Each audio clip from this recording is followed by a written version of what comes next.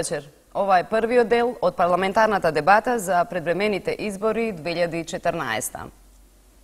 Дебатата е организирана од Националниот демократски институт за меѓународни работи со поддршка на Британската амбасада и УСАИД. За дебатата е обезбеден симултан превод за учесниците, како и титлуван и знаковен превод за гледачите. Вечерва во студиото се Маријанчо Николов од Социјалдемократскиот сојуз на Македонија, Орхан Ибрахими од Демократската партија на албанците и Фатмир Бесими од Демократската унија за интеграција. ВМРО ДПМНЕ не одговори на поканата која беше испратена и до нив. Кандидатите се согласија со правилата на дебатата, а тоа се: секој има 1 минута за одговор на прашањето и 2 пати по 30 секунди за реплика. Редоследот на позициите е направен по жребка, а по секое прашање напоредно се менува редоследот за одговор, односно реплики. Прашањата се утврдени врз основа на претходно направеното истражување на јавното мислење спроведено од NDI, а врз основа на истото истражување на дебатата беа поканети кандидатите на оние партии кои уживат на 3% доверба кај граѓаните. Јас сум Анита Латифи и ќе бидам модератор на оваа прва дебата, а втората парламентарна дебата која следи веднаш по ова ќе ја води Снежана Лупевска-Созе. Темите на првиот дел од вечерашната дебата се од областа на економијата, енергетиката, здравството, образованието и земјоделството. Учесниците се запознаени со темите за кои ќе дебатираме вечерва, но не и со прашањата кои ќе бидат поставени. Еве го првото. Резултатите од истражувањето кое го спроведе NDI покажуваат дека 74% од граѓаните сметаат дека пратеникот треба да ги застапува интересите на сите граѓани, а не на партијата. 46,2% очекуваат новата власт да издействува намалување на струјата на електрична енергија, а веќе има најави во обратна насока, односно за зголемување на нејзината цена. Како вие, како пратеник, ќе има возможите на граѓаните да плаќаат пониски цени? Сега јас така? Да, вие сте прв. Значи, најпрво да го изразам своето незадоволство што нашите политички противници од ВМРО ДПМНЕ не се појавуваат на овие дебати. Ова е сепак добра можност во една демократска атмосфера и директно соочување да ги соочиме ставовите и аргументите за одредени прашања кои што се во интерес на граѓаните, но тие избегнуваат овакви соочувања и мене ми е жал поради тоа.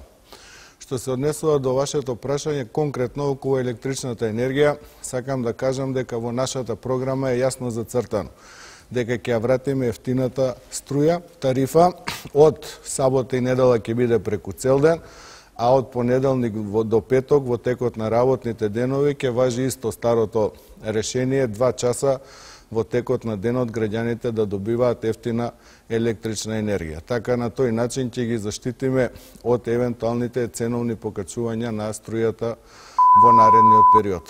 Благодарам. Господин Евреми. Faleminderit.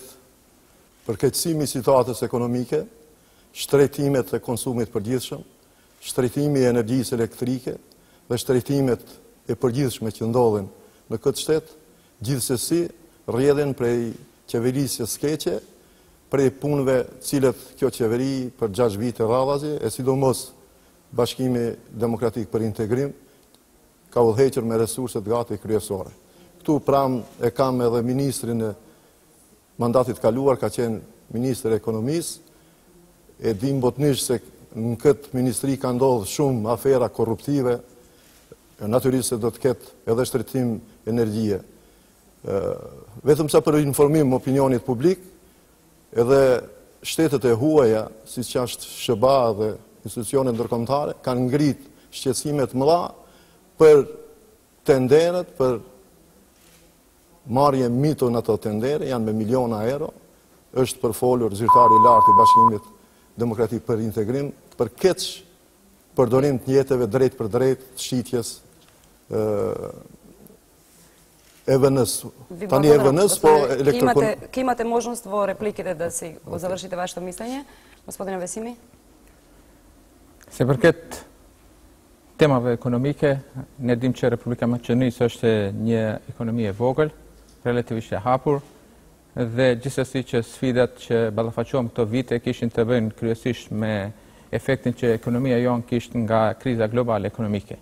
Mirë po, pavarësisht kësaj, ne jemi munduar vazhdimisht që të kryojmë ambient që të menaxhohet këto efekte dhe kështu që rritja ekonomike dhe përfshirë edhe sektorin energjetik në të cilën ju u thirret, kryesisht ne bëjmë atë që janë reformat në Bashkimin Evropian, liberalizimi i tregut energjetik, investimet e reja, ashtu siç janë në hidrocentralet e vogla, tani më ndërtohen rreth 20 centralet e vogla, rreth 50 milionë euro investime të drejtë për drejta dhe gjithashtu pako sociale për ato që janë më të ndikuar në aspektin ekonomik, me qëllim që të mund të ballafaqohen këto. Gjithashtu është më rëndësishme që rregullatori energjetik rregullon çmimin në mënyrë që të menaxhohet efekti i liberalizimit të tregut dhe kjo është trend evropian. Ne jemi për sistem evropian në Republikën e Maqedonisë. Ви благодарам. 30 секунди за првите реплики. Значи, за овие 8 години владата предводена од ВМРО ДПМН и ДУИ немаат буквално изграден ниту еден нов енергетски објект. Хидроцентралата Матка 2 која што се изгради, таа е почната уште во времето на претходната влада. Додека владата трошеше пари за споменици, врби, панорамски тркала, бродови во Вардар, Македонија увезуваше се повеќе енергија, а граѓаните плаќаа се повеќе повисоки сметки за струја. И затоа оваа политика која што се водеше во енергетиката е многу погрешна и на штета и на граѓаните и на самото стопанство. Ви благодарам, господине Ибрахими. Derisa qytetarët vuaj, zyrtarët e lartë e BDI-s majen me mito dhe korrupsion, bahen milioner prej rrogave funksionarëve, e dihet botnisht se rroga e një funksionari është aty afër 1.000 euro. Sa për ilustrim e thashë edhe më herët, zyrtari i lartë i Bashkimit Demokratik është kapur me mito me miliona euro, ndërsa ish ministri i ekonomisë, kemi dokumente dëshmuara në shitjen në tenderin për Busko Petrol, ka përfituar ose i ka dhënë tender në 4 sy me mjete prej 56 milion denar. Pikërisht këto janë pasojat cilët e përkeqësojnë situatën e qytetarëve në këtë shtet. Gospodine Besimi, dali të replicirate? Ne kemi të njohur tani më fjalorin e Partisë Demokratike Shqiptare me shpifje të pavërteta me qëllim që të mbulojnë mungesën e ofertës politike të cilët ato e ofrojnë para qytetarëve dhe sa i përket çështjeve siç përmendin aferat spekulative, organet e rendit dhe drejtësisë në Republikën e Maqedonisë kanë thënë fjalën e vet dhe gjithsesi në çdo fjalë siç u përmendën këtu, ato nuk kanë të bëjnë me realitetin udhëheqjen e institucioneve që kanë funksionar të Bashkimit Demokratik për Integrim, përkundër ne dalim me ofertë me platformë për qytetarët e Republikës Maqedonisë. Вториот круг на реплики, господин Николов. Ќе спомнам само уште некои од проектите на Социјалдемократскиот сојуз во областа на енергетиката. Во нашата програма е наведено дека ќе го зголемиме надоместокот за енергетска сиромаштија кој што го примаат корисниците на социјална помош од постојните 700 на 1500 денари. Ќе ги изградиме хидроцентралите Чебрен и Галиште, ќе огасифицираме ТЕЦ Неготино, се со цел да може да се вклучи во енергетскиот систем и да произведува ефтина електрична енергија. Само со домашно производство ќе ја намалиме зависноста од увоз и ќе ја поевтиниме електричната енергија. Благодарам.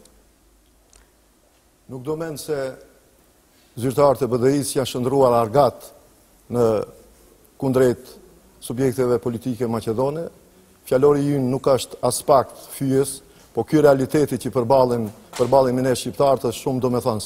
Prej vitit 2002 e këndej për shkak kësaj krize të madhe ekonomike, për shkak mospasjes perspektivës qytetarëve, sidomos rinisë, sipas informatave të Organizatës Kombeve të Bashkuara, Maqedoninë e kanë lishuar 400.000 qytetarë.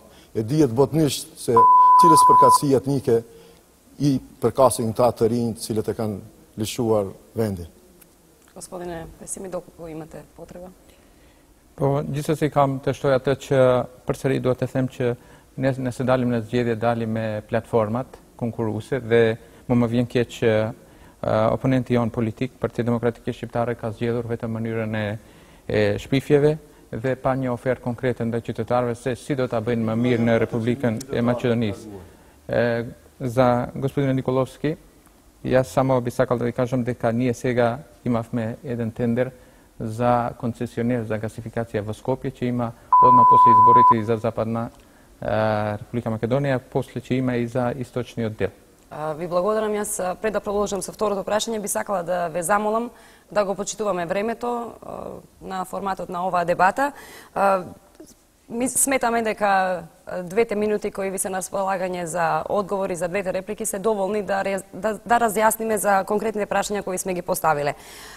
Наредното е: фрапантен е податокот дека над 107.000 лица од најранливите социјални категории не оствариле право на здравствено осигурување само затоа што не поднеле изјава за остварени приходи. Како вие ќе се заложите да се спроведе одлуката на Уставниот суд за укинување на спорната законска обврска, односно да се донесат законски измени по ова прашање? Прв одговара господинот Орхан Ибраими. Nuk do mend se përkeqësimi i aspektit shëndetësor në këtë vend është shkallëzuar dhe shumë qytetarë kur i takon ata ndoshta me nostalgji kërkojnë edhe komunizëm. Është një absurd i ditëve sotmit.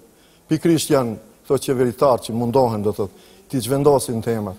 Në vendbanimet shqiptare, sidomos në vendbanimet rurale, nuk mund gjesh asnjë ambulancë shtetërore efektive e cila është shërbim qytetarëve. Ndërsa premtimet e mëdha, e sidomos projekti i madh i vitit 2007, cilin e kishin iniciuar Partia Demokratike Shqiptare për ta ndërtu spitalin ose qendrën spitalore në Tetov si klinikë universitare, ja lam si trashëgimi BDI-s se këta e janë shkaluar, nuk e qunë për para këtë projekt madhor, që edhe shqiptarët të kenë një qendër universitare për të studiuar aty, për të ngrit kuadrat e reja, natyrisht për t'i shërbit qytetarëve të këtij vendi. Благодарам, господине Бесими. Sektori i shëndetësisë është një nga sektorët më kompleks, jo vetëm në vendet në zhvillim, siç është Republika e Maqedonisë, por edhe në vendet më të zhvilluara, dhe në vendet më demokratike. Dhe ne nuk mund të synojmë që në Maqedoni do të jetë ideal sistemi shëndetësor. Mirë po ato të cilën ne premtojmë është do të ketë shëndet për sigurim shëndetësor dhe shërbime shëndetësore për të gjithë qytetarët në Republikën e Maqedonisë. Konkretisht sa i përket qendrës klinike në Tetov, janë investuar mbi 6 milion euro investime për të funksionuar objekti dhe sot ai objekti është i kompletuar. Gjithashtu është i pajisur me aparatura më të sofistikuara, rreth 6 milion euro, rreth 11 milion euro vetëm gjatë kësaj periudhe janë investuar në qendrën klinike në Tetov, dhe gjithashtu Fakulteti i Mjekësisë i Universitetit Shtetëror të Tetovës është i vendosur në hapësirët e qendrës klinike në Tetov. Gjithashtu qendra në Çajër ginekologjike është investuar rreth 2.2 milion euro në të. Është hapur një stacion shëndetësor në Liko dhe në 10 vendbanime tjera janë hapur ambulanta dhe janë investuar për ndërtimin e ambulantave rurale. И благодарам, господине Николо. Па самиот податок дека 107.000 граѓани немаат право да користат здравствена заштита поради лошите реформи на владата, граѓаните се свесни дека секој ден владата ги убедува дека администрацијата е во служба на граѓаните и дека ќе профункционира едношалтарскиот систем. Во овој случај 107.000 граѓани поради не поврзаност на службите останале без здравствено осигурување. Мора во Република Македонија да профункционира поврзаноста на институциите и владата на Социјалдемократскиот сојуз ќе го измени законот со обврската да се избрише пререгистрирањето на невработените во текот на годината 2 пати. Ке воведеме еднаш да се пријават, а потоа управата за јавни приходи по службена должност да го известува Фондот за здравствено осигурување кои граѓани го надминале лимитот, кои граѓани не, а не да ги малтретираме граѓаните, додат да фондот во шалтерите на фондот и да бараат продолжување на користењето на здравствена заштита. Повелете. Po, si të është, si kur tha zotnia këtu, nuk do të vdiste fëmija në fshatin lokal, fshat Malar, vitin 2011, nësa vitin 2012, në fshatin Brezi kemi 2 raste vdekjes, prej fatkeqësive, do thotë, për shkak mospasjes mundësisë për të koru, për të zbrit poshtë në qytet për të shëruar. Është një vajzë 13 vjeçare dhe një plak në Malsinë thellë në Brez për shkak motit lig, për mospasje, do thotë, ambulancave rurale. E dyta është Ке продолжите во наредната прилика за реплика. Господине Бесими. Se përket gjendjes në shëndetësi dhe investimeve, gjithsesi vazhdojnë të mbeten prioriteti jonë në platformën e Bashkimit Demokratik për Integrim. Gjatë kësaj periudhe do të kemi investime në spitalin në Kërqov, gjithashtu investimet e mëtejshme në spitalin apo në qendrën klinike në Tetov, dhe do të vazhdojmë të përmirësojmë gjendjen dhe cilësinë e standardin e mjekëve dhe cilësinë e shërbimeve që janë më rëndësishme. Gjithashtu gjatë kësaj periudhe filloi edhe projekti për kartelen elektronike, e cila në të ardhmen do të kompletohet. Sa i përket çështjeve do të përgjigjem pas. Po naredniот del za repliki, gospodine Николов. Покрај податокот дека 107.000 граѓани воопшто немаат право да остварат здравствена заштита и тоа се социјално најзагрозени ранливи групи и никој не го поставил прашањето што тие луѓе ќе прават доколку некој се разболи, уште по загрижувачки е податокот дека 300.000 граѓани во Република Македонија немаат пристап до примарна здравствена заштита. Проектот Рурални амбуланти не се реализира и граѓаните во руралните средини буквално немаат никаква можност за здравствена заштита. Значи, тука мора Социјалдемократскиот сојуз да ја подобри состојбата и што поголем процент на граѓани да имаат право на пристап до здравствена заштита. Ви благодарам. Вториот круг на реплики. Sa i përket klinikës universitare në Tetov, flasin vetë qytetarët e Tetovës. Nuk kemi asnjë rast që duhet kurohet për shkak pamundësisë për t'i fut në përdorim këta mjete që zotnia për i përmend. Janë gënjeshtrat, mëdhaja, këto shifra manipulative që i thot. Do thot, gjithë qytetarët e Tetovës me smundje të rënda janë të detyruar të vinë në klinikën universitare këtu në Shkup të shërohen. Janë të ditura këto fakte, janë dëshmi vetë qytetarët shqiptarët e ndjenë likurën e vetë këtë çështje. Ви благодарам, господине Бесими. Sa i përket rasteve të cilët u përmenden, nëse ka patur raste të tilla gjithsesi që është e pa tolerueshme, mirëpo duhet përmend që në periudhën vitit 2012-2011 kur ishin acari i madh në vendet malore, mbaj mend se vetë si ministri i mbrojtjes kemi qenë, jo që kemi ndihmuar vetëm familjet, po kemi dërguar edhe ushqime. Ndërsa sa i përket lindjeve, gjithashtu edhe në asë kohë janë munduar të gjitha shërbimet e urgjencës të ndihmojnë. Në spitalin qendrën klinike në Tetov është e vërtet që gjithashtu ka program së bashku me Universitetin Shtetëror të Tetovës në krijimin e kuadrave, por edhe në specializime për kuadre që të përdorin aparaturat më të sofistikuara. Вашето време истече, господине Николов. Ке спомнам само уште дел од мерките на Социјалдемократскиот сојуз во областа на здравството. Сакам да кажам дека ќе укинеме партиципацијата за сите млади луѓе од 0 до 14 години и за сите граѓани кои што имаат помали приходи од 50% од просечно исплатената плата во Република Македонија, исто така нема да плаќаат партиципација. Покрај клиничкиот центар во Скопје, ќе го изградиме и клиничкиот центар во Битола, се со цел терцијалната заштита да ја доближиме до што поголем број на граѓани. Ви благодарам. Основните барања на граѓаните за образованието се квалитетни учебници и укинување на екстерното оценување. Од друга страна пак, бројните универзитети и дисперзирани студии произведуваат се поголем број на млади луѓе со високо образование. Дел од нив одлучуваат да заминат од Македонија, а дел остануваат на списокот на невработени. Како ќе го спречите одливот на мозоци и како ќе ги потикнете младите да започнат собствен бизнис наместо да чекаат на столче во државните институции? Господине Весими, вие сте прв. Arsimi është një nga shtyllat e krijimit të resursit më të rëndësishëm, si kapitali më të rëndësishëm apo kapitali njerëzor. Edhe këtu janë kuadrat e edukuara, një arsim cilësor, dhe gjatë kësaj periudhe dua të them që me reformat aktuale janë bërë disa avancime ndryshime. Vetë legalizimi i Universitetit Shtetëror të Tetovës ishte një mundësi që shqiptarët të mësojnë në gjuhën e vet dhe të rritet numri i studentëve. Sot rreth 4000 studentë çdo vit regjistrohen atje. Gjithashtu me ligjin për arsim të obligueshëm të mesëm, nga 20% sot kemi 31% në zonën shqiptar, dhe pse përmendi këtë? Nga fakti që edhe në universitete sot nga 9% në të kaluarën tani janë 21% shqiptar. E përmendi pasi që në arsim duhet të gjithë qytetarët, jo vetëm nga njëri etnitet, por nga të gjithë etnitetet, maqedonas, shqiptar, turq, vle dhe të tjerë, të gjithë të kenë mundësi të arsimohen, pasi që në këtë mënyrë do të krijojmë kuadra për investitorë. Se si do të krijojmë atë mundësi duke në të njëjtën anë duke mundësuar investime dhe një klimë të afirmuese për investitorë që të mund të kemi një vend me vendet e reja pune. Господине Николов.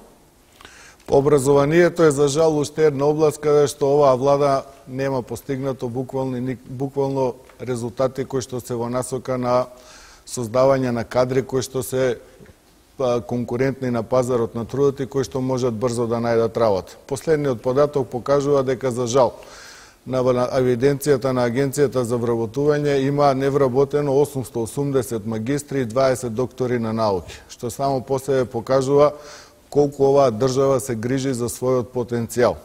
Мора да се направи реформа на образованието. Мора младите да ги образуваме да бидат конкурентни на пазарот на трудот. Ќе воведеме средно стручно образование кое што ќе биде во насока да младите се обучуваат за она што е потребно на стопанството и да се продуцираат кадри кои што ќе можат брзо после завршувањето и на средно стручно образование да се вработат и за да не може да чекаат младите долго време за повик за вработување. Ви благодарам, господин Ибрахими, вашата минута. Arsimi është segmenti kryesor për të pasur një shoqëri të shëndosh. Me fatkeqësinë më të madhe konstatojmë se BDI ka shkatëruar arsimin shqip, si atë fillor, të mesëm dhe universitar. Këto nuk kanë bërë gati asnjë investim kapital ose të rëndësishëm për arsimin shqip. Investimet në shkollimin superior janë 1/6. 6 herë shkojnë më shumë investime për universitetet maqedonase krahasim me universitetin shqiptar. Ndërsa sa i përket shkollave të mesme, vetëm unë prej ka Vijaçi. Gjimnazi Sami Frashëri numëron 1200 nxënës, Koçe Delçev 1100 nxënës. 1200 nxënës mësojnë 34 paralele, ndërsa këta maqedonasit mësojnë me 44 paralele. Është një shembull tipik se si trajtohet nxënësi, studenti shqiptar në këtë shtet. Fal menaxhimit të mirë, manipulativ, në thojza këtyre zotërive BDI-s. Ви благодарам. 30 секунди за реплика, господине Бесими. Sa i përket punëve në arsim, duhet të them që ne e prezantuam atë në raportin e punës që pati Bashkimi Demokratik për Integrim. Ashtu siç kemi platformë, kemi edhe raport të shkruar. Dhe ne dalim serios para qytetarëve. Ne nuk themi që në arsim lulëzon çdo gjë. Mirpo ne kemi bërë investime në periudhën që shkoi 2008-2013, kemi 145 shkolla, rreth 25 milionë euro të investuar. Këto janë të shkruara dhe fakte. Gjithashtu në platformën për periudhën e ardhshme janë të parapara 40 milionë euro për 146 shkolla rikonstruim. Për Universitetin Shtetëror të Tetovës 13 milionë euro në 5 vitet e fundit. Господине Николов. Значи владата на Социјалдемократскиот сојуз ќе го укине екстерното тестирање во оваа форма во која што постои, бидејќи очигледна е намерата на екстерното тестирање да служи само за заплашување и казнување на наставниците и за ставање оценки во свидетелствата на учениците кои што понатака ќе им бидат проблем за запишување на повисоките нивоа на образование. Екстерното оценување ќе биде само систем со кој што ќе може да се евалуираат наставните програми и да се согледа каде е проблемот во нив и како тие да се подобрат за да може младите да стекнуваат повеќе знаење. Благодарам, господин Ибрахими. Këto investime që i përmenden ky zotniu janë tërësisht manipulative. Vetëm fshati Slopçan, shkollë ndërtuar me kontribute vullnetare të qysh herët, tani është lanë mëshirën e Zotit. Ati mësojnë 1100 nxënës. Kam qellë një foto këtu, se si duken tualetet e këtij fshati. Ndërsa me vetë iniciativë, vitin 2002 është nis një shkollë e re dhe ka mbet me këto shtylla. Këto janë fakte ose dëshmi që flasin sa 1000 fletë shkruara këtyre zotnive. Gjitha ato shifra janë manipulative për ta mashtruar opinionin. Имате повторно прилика за реплика, господине Бесими. Vetëm të shtoj nga politikat e Bashkimit Demokratik për Integrim, sot në rrethin ku jeton zoti Ibrahimi, ka fakultet ekonomik të Universitetit Shtetëror të Tetovës që partia e tij e quajti Kotec Pulash para disa vitesh dhe nuk e votoi legalizimin e Universitetit Shtetëror të Tetovës. Gjithashtu, sa i përket investimeve të tjera, ne vazhdojmë në arsim edhe për cilësinë, 30 nxënës në shkolla fillore, arsimi të jetë si standard dhe mos të ketë shkolla të ndrimit të tretë. Isto taka subvenci za najdobrit studenti, talentirin za da ne izlizat v stranstvo tuku da studirate s работат во Македонија. 38 janë maqedonasa Ви благодарам. Први право на реплика има господинот Николов, имате веднаш после него и вие. Знаете, 75% од младите се изјасниле дека сакаат да напуштат Македонија. И ако е тоа добра политика на оваа влада, тогаш сме далеку од вистината и реалноста. Условите во студентските домови на интернет има можност луѓето да видат во Македонија се полоши од некои затвори во Норвешка или во Шведска. И зашто зборуваат сега дека ќе ги подобрили условите? 8 години имаа можност луѓето што живеат студенти во студентските домови, животот не им е сигурен од лифтови, од условите за хигиена. А сега зборуваат дека ќе дават стипендии и ќе подобриле образованието. Мислам дека е голема манипулација. Ви благодарам, господин Ибраими. Последна реплика по ова прашање. Universiteti Tetovës është i themeluar vitin 1994.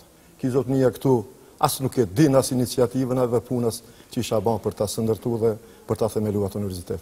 Ki zotni këtu gjithë jetën e vet është përkund nga qeveria. Ky zotni këtu noton me para korruptive të popullit. Edhe vjen këtu prapë gënjehet, mashtrohet se ky pa hap universitet dhe pa hap filiale të Universitetit Tetovës Kumanov. Që tërkush i ka hapur zotnia ata. Jo ju, është populli, janë të rinj cilët me forcë kanë marrë atë universitet. Ви благодарам. Јас би ве замолила да се држиме до прашањата. Наредното е Собранието има ингеренции да ги разгледува ревизорските извештаи и извештаите на Државната комисија за спречување на корупцијата. Анкетата покажува дека граѓаните барат подобри закони за спречување на корупцијата, построги казни за прекршителите и спречување на непотизмот во државната управа. Како ќе делувате по однос на ова? Прв одговара господинот Николов. Ова е прашање за кое што Социјалдемократскиот сојуз има јасен став. Ќе воведеме посебна комисија во Собранието на Република Македонија која што ќе работи на разгледување на извештаите на Државниот завод за ревизија. И секако што Државниот завод за ревизија има утврдено незаконско и ненаменско трошење на парите на граѓаните, ќе се носи политичка одговорност за сите оние кои што се одговорни за трошењето на овие пари. Што се однесува до работењето на антикорупцијската комисија, ќе издигнеме на повисоко ниво и ќе биде во насока да го контролира работењето и пријавувањето на имотот на сите функционери во Република Македонија, а не како сега да биде безгласна буква и да не реагира на очигледни прекршувања на законот што се однесува во делот на пријавувањето на имотот на дел од функционерите избрани од граѓаните на Република Македонија. Значи мораме да го вратиме дигнитетот на овие институции. Република Македонија плаќа пари за овие институции, а резултати од нивното работење граѓаните не гледаат. Благодарам, господин Ибраими, вашата минута. Ne kemi tentuar tërkohën që të paraqesim korrupsionin dhe nepotizmin e BDI-s. Janë dhjetra fakte, qindra fakte që kemi dëshmuar dhe kemi faktuar. Është fatkeqësia se këtu në këtë shtet nuk funksionon shteti së drejtës. Pikrisht ki zotnia këtu, e thash ka tenderu një vepër në sy. Vlera asaj është afër 1 milion euro. Ndërsa prap pasardhësi i këtij Vanon Saracini, kam dokumente këtu të dëshmuara edhe notarizuara edhe të dorëzuara te Komisioni për Antikorrupsion dhe të tjerat institucione shtetënore, ku nuk mirret parasysh kërkesa e palës dëmtuar që ju kanë kërku shumë edhe 10.000 euro për të marrë një tender. Pikrisht këto punë që i bajnë me reket duke plaçkitur mundin njerëzën e qytetarëve, kanë sjellur qytetarin që detyrohet hike prej këtu. E thash edhe më herët, 400.000 të rinj prej vitit 2002, shifër të cilën operon Organizata e Kombeve të Bashkuara, janë të detyruar ta lishojnë vendin. Ви благодарам, господине Бесими. Vendet në tranzicion dhe vendet të cilët janë në procesin e tyre drejt aderimit në Bashkimin Evropian apo post-tranzicionit, një nga temat të cilat është jashtëzakonisht e rëndësishme për funksionimin e së drejtës, sundimin e ligjit dhe funksionimi i një ekonomisë të tregut, të lirë.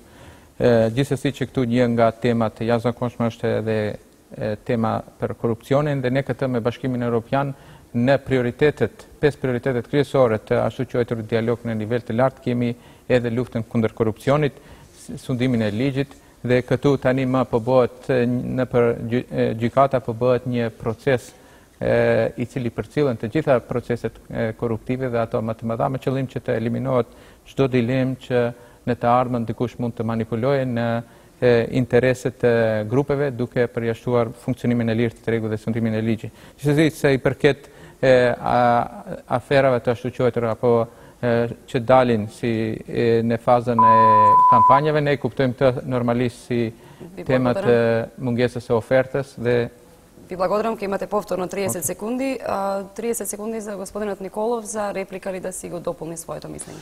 Че функционирањето на Државниот завод за ревизија, антикорупцијската комисија и сите други независни регулаторни тела во Република Македонија од суштинско значење за да можеме да ги спречиме било кои обиди за корупција во Република Македонија. Сите тие институции имаат за цел да го контролираат трошењето на парите на граѓаните кои што ги плаќаат преку даноци во буџетот. И не е логично да овие 8 години нема ниту една постапка по однос на извештаите на било кој од овие тела. Дали Државниот завод за ревизија, дали антикорупцијска. Ви благодарам, господин Ибрахими. E pyet zotnin, është fakt çështja deputeti Ermina Mehmeti me rrog 1.000 euro, ndërsa për punë kinse intelektuale, ministri i mbrojtjes Talat Xhaferi i jep edhe 500 euro tjera. Me ligje si është e sankcionuar. Nuk ka është konflikt interesi, apo keq përdorja e drejt për drejt e ministrit mbrojtjes për të shtyp broshura dhe libra tia personale. Çka janë ta? Ndërsa juve prapë ju përsërit pyetjen. Prej ka ata mjete, ajo shtëpi luksoze e juaja. Si keni rrinë me këto pak mjete që merr prej funksionit tanë? Gospodine Ibrahimi, gospodine Besimi. Unë e përmenda që në mungesë të ofertës, unë dëshiroj që të shoh platformën apo ofertën politike të Partisë Demokratike Shqiptare që të mund të debatojnë për ofertën. Gjithsesi që këto janë pjesë e fushatës së tyre, po, gjithsesi, sa i përket temave në institucionet përkatëse të vendit, në të gjitha institucionet janë formë transparente të gjitha të ardhurat dhe për dijenin tuaj përveç se shoh që përmend në shpejt përveç institucionit në qeveri të Republikës Maqedonisë, unë kam punuar edhe në Bankën Botërore dhe institucione tjera jashtë Republikës së Maqedonisë. Ви благодарам, господине Бесими. Господине Ибрахими, ке имате повторно право на реплика, откако ќе ги искористи своите 30 секунди господинот Никола. Сакам уште еднаш да потенцирам дека извештаите на Државниот завод за ревизија во собранието мора да добијат соодветен третман. И во собранието мора да се утврдува политичката одговорност за носителите на јавни функции, избрани и именувани лица во трошењето на народните пари. Она што го продуцира Државниот завод за ревизија, до сега ниту јавното обвинителство, ниту собранието утврдило политичка одговорност. Тоа е шанса за зголемување на корупцијата и мора да го спречиме. Ви благодарам, господине Ибрахими. Platforma për zhvillim e Shqiptarë Maqedonisë është e dytur botnisht e Partisë Demokratike Shqiptare. Ju kurs jeni përgjigjur. Ne kemi thënë se shtetit i japim mbi 1 miliard euro, ndërsa buxheti i Maqedonisë është 2 miliard e 800 milion euro. Ne themi se do ta ndryshojmë me ligj dhe gjithë këto mjete që japim shtetit do t'i marrim prapë për investime territorit shqiptare. Ju pyes botnisht, sa mjete derdhin shqiptarët në buxhetin e Republikës Maqedonisë? 10 herë, 100 herë këtë pyetje kam shtruar parlament. Ajde, mire guximin thuaj publikisht, sa mjete japim ne? Gospodine Besimi. Sa përket temave ekonomike, financimi i buxhetit dhe shfrytëzimi i vjeteve, ne kemi të shkruar në program. Unë do të isha dashur të shoh atë platformë të Partisë Demokratike Shqiptare edhe të debatojmë në mënyrë të shkruar se çka keni shkruar. E vetmja gjë që kam parë unë është 12 pika në një faqe të shkruar në webfaqen e Partisë Demokratike Shqiptare. Dhe sa i përket ofertës lidhur me se përket ofertës dhe funksionimit të buxhetit, gjithsesi që kjo është një temë në të cilën ne kemi të paraparë, se përket decentralizimit të buxhetit, se përket përfaqësimit barabartë dhe investimeve publike dhe më vjen keq se kështu nuk analizohen temat ekonomike. Ке го завршиме ова прашање, ке продолжиме со петото, а тоа е Македонија искористи само 7% од ИПА фондовите наменети за поддршка на руралниот развој. Односно, подпишани се договори во вредност од само 6 милиони евра, а 80 милиони евра останаа неискористени. Меѓу проблемите кои ги посочуваат земјоделците е и правичната распределба на субвенции. Какви мерки ќе преземете европските пари правично да стигнат до земјоделците? Прв на ова прашање одговара господинот Ибрахими. Si vjet janë para parë 145 milion euro, mjete për subvencione për bujqësi. Dihet botnisht në të kaluarën se në viset shqiptare, këto mjete nuk janë thithur as me 2%. Dërsa e shofim liderin e BDI-s, i cili i drejtohet shqiptarëve, millni patate, ruani dhenë dhe gjithandej. E ditur është botnisht se në zonat e Maqedonisë Lindore ekzistojnë fabrika dhe gjithë ata që mirën me bujqësi, marrin subvencione, çdo familje e cila kultivon bujqësin merr prej 2-3 euro deri 4-5 euro. E natyrisht se ata janë potencial i madh për të bërë kultura dhe për të pas ku plasmanin e garantuar. Ndërsa ky zotnia thot mos shko në Itali sepse e ketë garantuar jetën këtu.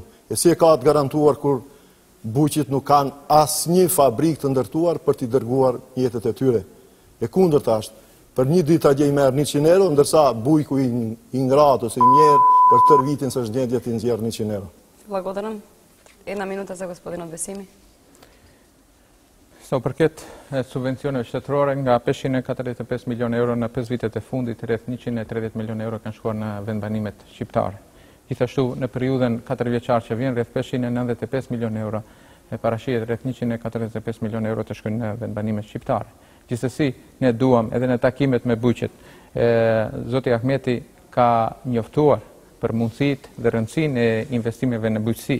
Dhe normalisht në kuadrat e fushatës edhe mund të devijohen deklaratat e zotit Ahmeti, gjithsesi ajo që është më rëndësishme është të krijohen vende të reja pune, mundësi për qytetarët më të mira këtu afër familjeve të tyre. Se përket i pafondeve, ne tani gjatë kësaj periudhe të gjithë ata që është në pjesën rurale apo i part fondeve kemi parapar masa se si të mund të kjo të përmirësohet duke rritur numrin e ankëndeve publike, duke rritur edhe hapësirën apo kuadrin se si mund të investohet edhe në makineri, edhe në infrastrukturë rurale. Në bashkëpunim edhe me Bankën Botërore kemi shfrytzuar mjete për përmirësim të infrastrukturës rurale. Ви благодарам, господине Бесими. Господине Николов, вашата минута. Па од овие 545 милиона што ги спомна колегата Бесими, јас тврдам дека не се толку, дека најмалку 80 милиона евра помалку има исплатено владата за субвенции. За сите овие 8 години од оние пари кои што кажува дека ги исплатила, се 100 милиона помалку од тие што ги кажуваат во рекламите. И она што е најава за наредниот период 600 милиона, по завршетокот на тој период ќе се види дека тие пари не се исплаќаат во целост на земјоделците. Политиката на оваа влада во земјоделието е лоша. Иако се даваат субвенции, земјоделското производство во Република Македонија се намалува. Најлоши резултати има во стечарството, расте увозот на храна, Република Македонија станува зависна од увоз, а даваме пари за развој на земјоделието. Субвенции ќе продолжат да се исплатуваат. Меѓутоа, ќе мора да најдеме тие субвенции да придонесат за развој на земјоделието и подобрување на состојбата на земјоделците, а не да служат како механизам за купување на гласови. Ви благодарам. Првата реплика за господинот Ибрахими. Po të ishin vërteta këto shifra manipulative, treme, nuk e di zotnia prej ka këtë vullnet madh për të mashtruar opinionin, vetëm para një viti e gjysë prej kumanove likove, e shashtrisën Evropën me atë eksodusin. Familje të tëra i mbushën autobuset me fëmijë, me gra, për tik prej skamjes. Cilja familjet, cilët prind e lanë shtëpinë e vetë në atë formë. Nuk ke përqellë ndonjë fëmijë ti ndonjëherë? Ka prek shpirt ndonjëherë kjo situatë? Zotni ti që flet ka mënyrë manipulative? Po nuk ndërmorën këto masat e egra për ta ndërprer kufinin, do të zbraske rajonin. Имате повторно 30 секунди за втората реплика, господине Бесими. Gjithsesi, jo vetëm se na shqetëson çdo situatë për qytetarët tonë, qofshin fëmijë, të rritur ose pleq.